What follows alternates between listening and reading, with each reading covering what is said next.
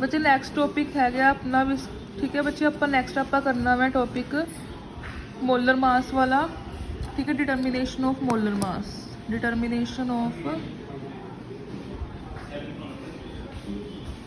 Molar mass. ठीक है बच्चे, इहदे च अपने कोल की है, पहले तो आप शुरुआत करांगे अपने कोल की है मोलर मास नूं डिटरमाइन करन दे काफ़ी सारे मैथड है। ठीक है, अपने कोल की है मोलर मास, एक एवरेज मोलर मास हुंदा वै। ठीक है, एवरेज एक मास एवरेज हुंदा, एक नंबर एवरेज मोलर मास हुंदा वै। ठीक है, तो इहदे विच फस्ट है अपने कोले मोलर मास नूं डिटरमाइन करन दे फस्ट मैथड हैगा अपने कोले विस्कोमीट्री। विस्कोमीट्री दे विच आपां की डिफाइन करना of all the method to determine the molar mass, it is most common. ठीक है, आ सब तो कॉमन है। Absolute measurement of viscosity being difficult, absolute measurement नहीं आप लै सकते, it is convenient to measure relative viscosity. ठीक है, आप रिलेटिव विस्कोसिटी मेजर कर सकते हैं।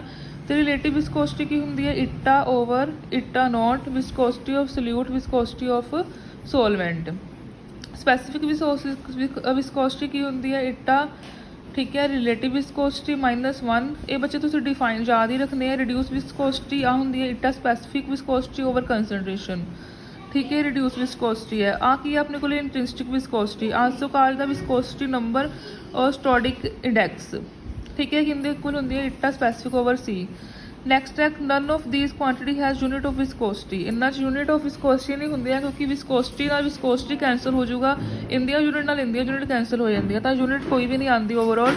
Einstein derive the following relation between viscosity of a dilute suspension of hard spherical molecule and volume fraction. Volume fraction होंगे 5। ठीक है, अपने को उन्हें की रिलेशन फाइंड आउट किया, this is the volume fraction eta is equal to eta not 1 + 2.55। Rearrange करना है आप eta over eta not -1 is equal to 2.55। Interesting viscosity अपने को की है eta specific over C 2.55 over C. The plot of eta specific over C and eta reduce over C versus C, it is a straight line. ठीक है, तो उनके अपने को इक्वेशनस कि आ जाती है हगिंस इक्वेशन एंड क्रैमर्स इक्वेशन। ठीक है बच्चे, सारा कुछ तुम एक तरह याद ही रखना इन रिलेशनस। ठीक है, जो 8 and 9 it is applicable only in the dilute solution. तो केरिया वैल्यूज़ की आएगी इस इक्वेशन के, केरिया वैल्यूज़ आएगी अपने को।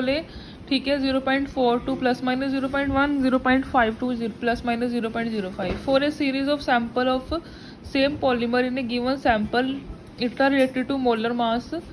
ठीक है, अपने को की है इटा वै और मोलर मास जोड़ा अपने को विस्कोसिटी है, viscosity average molar mass, M bar average molar mass है, विस्कोसिटी एवरेज मोलर मास है। मार्क कून हाकिंग इक्वेशन के नाल रिलेटेड है इदा।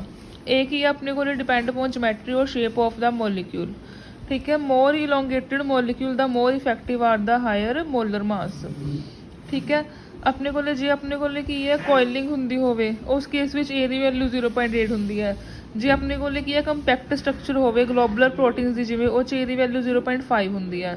इटा has dimensions of reciprocal density and its units are per centimetre cube. ठीक है बच्चे, नैक्सट की है अपने को जोड़ा इहदे taking log on both side, वो इक्वेशन की लॉग लवांगे अपने को स्ट्रेट लाइन की इक्वेशन आ जूगी। जे आप eta versus M viscosity average molar mass का ग्राफ बनावांगे अपने को स्ट्रेट लाइन आऊगी। ठीक है, इंटरसैप्ट के होगा उनका। ठीक है, तो it can be determined a and K can be determined from the इटा।